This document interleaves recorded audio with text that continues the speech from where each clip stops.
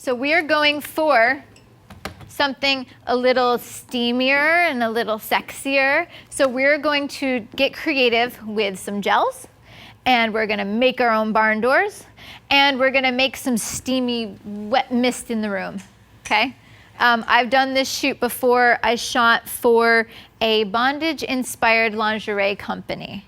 So this is the lighting setup I did for them. So those photos were extra steamy. We've made it Creative Live PG for you all, but you know how it could be. Okay, so let's take a look. Since here's how my brain works is originally with that client, they said, okay, we want something that's sexy, a little bit dark, and we want some kind of motion in the shots to make them more interesting. And their task to me is they're basically like, you don't usually see lingerie shots with motion. So we want something different. We want to stand out. I said, awesome. So dark to me means low key, dark background. And I'm thinking sexy, I'm thinking steamy, that could be fog, or the direction I went was like if the model looks sweaty or covered in water or baby oil. So I think we did baby oil or glycerin? Baby oil. Okay, so we did baby oil. So we've got it all baby oiled up, and we're gonna go with wet makeup and wet hair. But I don't wanna light it like a portrait, okay? It's gonna be really boring. I need to do something extra. So I wanna set the mood for this shot. So we're going to add some gels to these shots. So do you want to add the gels first or second? Do you want to do barn doors first? Which way does it work better? We have these already okay. on here. So we're going to do two things. This is going to be a 3-point light setup. So we have 3 lights. 1 light in the front to set the mood, to set the scene, and then the 2 back lights to pop her out of the background. But the back lights are going to have extra importance here. The back lights are going to do 2 things. First of all, they're going to cut her out of the background and give her that shape, which we're doing our swimsuit look. But also it's going to set the mood because we are going to gel those lights. And we're going to use that for creative effect. So if I were going for steamy sexy, the 2 directions I would go would either be oranges and reds, or I would go like blues and purples and pinks. So I think that's the direction that we'll go. I shoot a lot of red, so let's go. And I wear purple today, so we'll go with that feel. Yes. And we're going to take those backlights, and I really want her carved out of the background. I really want to see the outlines of her body. Now, if I use strip softboxes, I can do it, but they're really hard to gel. You don't get that same poppy look, and you don't get quite as crisp of an outline. So it's harder for me to gel strip softboxes. But if I just gel what I have here, the bare light, it's hard to control it. It kind of goes everywhere. So what we're going to do, need an extra hand? Yep, got it. Good, okay, cool. What we're going to do is we are going to make barn doors. And I use barn doors in the studio all the time, but they're a lot less common for portrait photographers. Portrait photographers usually use strip softboxes, the long, narrow softboxes. And they have their benefits. And one of the benefits is that when you light a subject, it gives you a more even highlight head to toe. If you use barn doors, there's like leaves, you usually get a hot spot, and then it trails off. So portrait photographers usually prefer strip softboxes. They're a little more even, they're a little softer, a little easier to control. But then I just said, like, they're more difficult to gel, and then I can't get quite as crisp of a highlight. So what we're going to do is we're going to make our own. And in this case, we're using something called cinefoil. And I'll bring this over and you can demo that. Okay, so this is cinefoil. There's a couple different brands that make it, but it's basically thick black tinfoil. It's very malleable, and the best part is it doesn't catch on fire. Like our other homemade solutions, like I've done things with cardboard right up against the light, and it was an inexpensive light that got really hot, and then, oh, look, my light's smoking. So this is made for that. This is usually used in cinema, in theater as well. So in a theater production, used to control and block light. So you want to show them what we made? So we just took the piece, cut it, folded it in half to give it some structure, and we're using these multi-clips. So the multi-clip's going to hold onto the cinefoil, and then I'll clip it to the reflector. Cool. And I forgot this. Here's your cinefoil. But that's for the whole roll, and you can use it over and over again. And I mean, this foil you can use over and over again. And I like it too if I'm going on location. Barn doors are just one more thing to carry. So it's actually easier just to carry a couple of these pieces wadded up and then unwad them. He's smart with the clip things. I usually just use gaffer's tape, but then it's not as, you can't really bend it as much. So he's much more in the skill in the grip area. He can do anything. Oh, you're gonna do it my crappy way over here? Okay. All right, instead of John's nice fancy way. All right, okay, cool. Is it hidden? Great. In the meantime, I'll show him gels. Okay. The gel kit that I'm going to use is I'm going to use a creative gel kit. This particular one is the Roscoe Colors Effects. That's what I have in my studio, some version of this. So there you go. And the reason you want color effects is they have one that is color correction that won't do you any good because it's the green to counteract fluorescent. And it's well, not to counteract, but to give you fluorescent. And then there's the magenta that's just to balance out fluorescent. And then there's a little bit of color temperature orange, and there's a little bit of daylight blue. But this, I've got like fuchsia, and I can have green and whatever colors I want. So the creative one is more saturated colors and more range of colors. So this is the one that you want, and it's $34.95 for this one. Okay, I should be like $34.95. Okay, so we are going to add some of these to the backlights as well. So John's over here adding my less sturdy barn doors. And something you have to have for your studio is gaffer's tape, just in case anyone's not a studio photographer. If you're trying to do this, gaffer's tape is really strong tape that when it's hot on your lights, it won't melt into them. Because if you just use regular tape or duct tape will not only will it melt into the light, but it can actually like flare up, smoke up when it melts. So don't do duct tape. Gaffer's tape is expensive, but super worth it. Okay, so let's see what we want to gel. Let's go. I do a pink and a purple. Okay. And I'm just going to put it in front of the light. We have something called zoom reflectors on. The benefit of that is you don't want the gel directly against the flash head. If you just use a bare light and attach it, it'll melt the gel. And then you have to buy more. So we'll attach these. We've got a magenta one over here, and then we're going to have on the other side kind of a purple one. I might change my mind, but we'll try not to change my mind.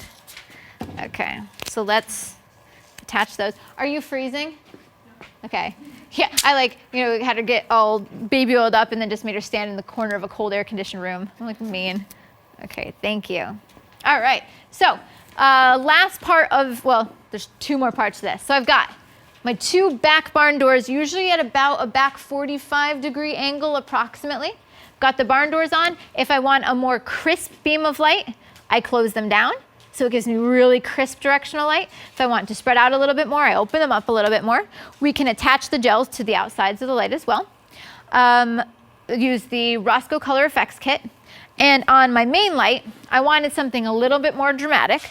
So I've got the beauty dish, and this time with a grid. So the beauty dish we used before, but the grid, it makes the light fall off to the background more dramatically, which means the background will be dark. I'll have a nice black background. But also, it focuses the light in. So it's just going to be more contrasty, more focused.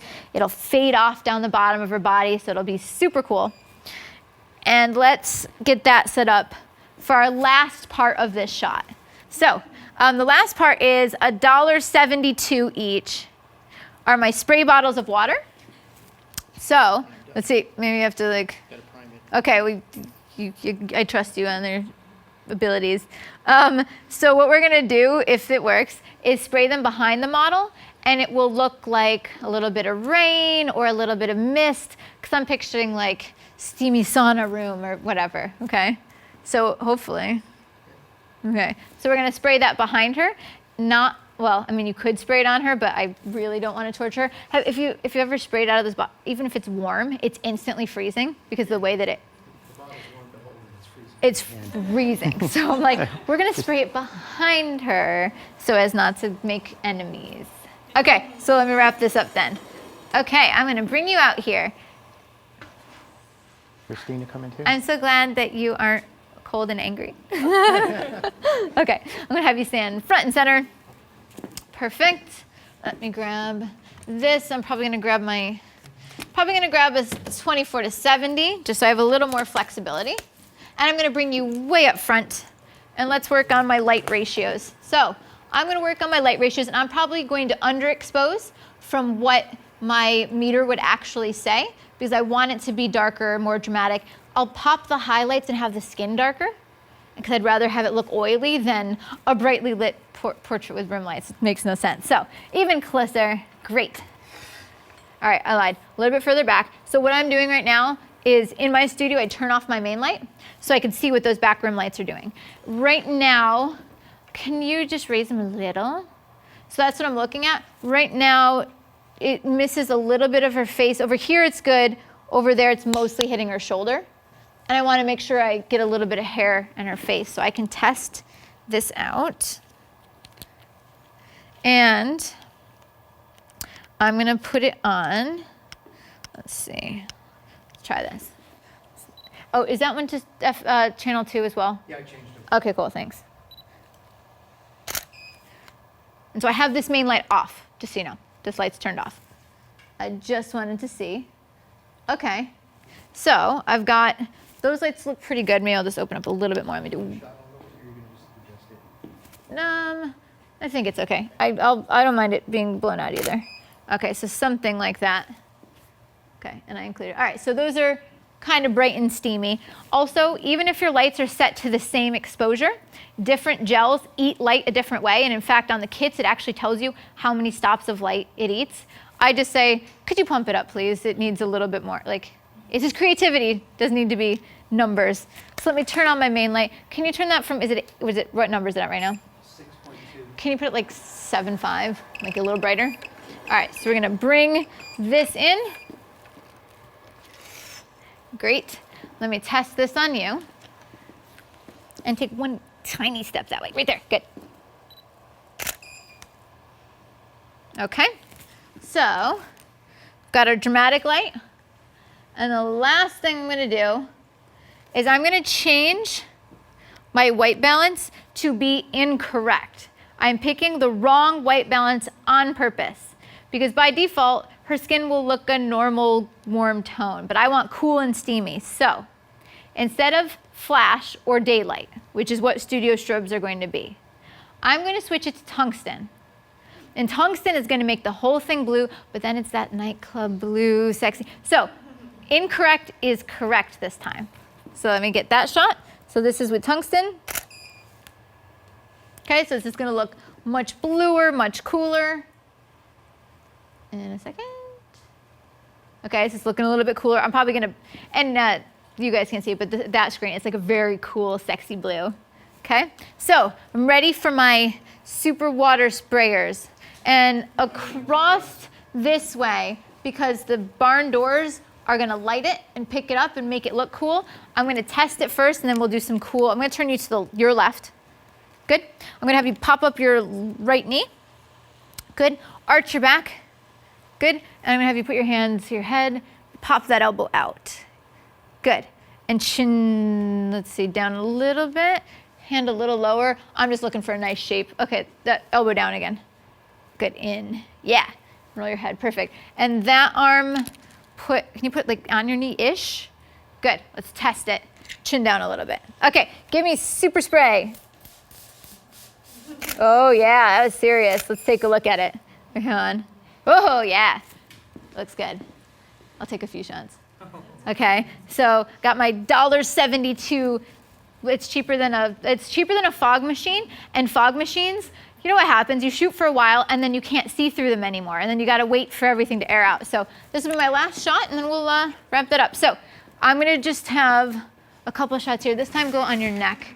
Okay, perfect. Roll your head to the light. Good, soft fingers. Great. Arch your back like, whoa. Perfect. Yeah, that's perfect. Good. And soft fingers. Perfect, right there. And chin down. Good. Good. And last one, what I want you to do is put your hair down and whip it back. I'm going to try to catch it. Here we go. We're going to try.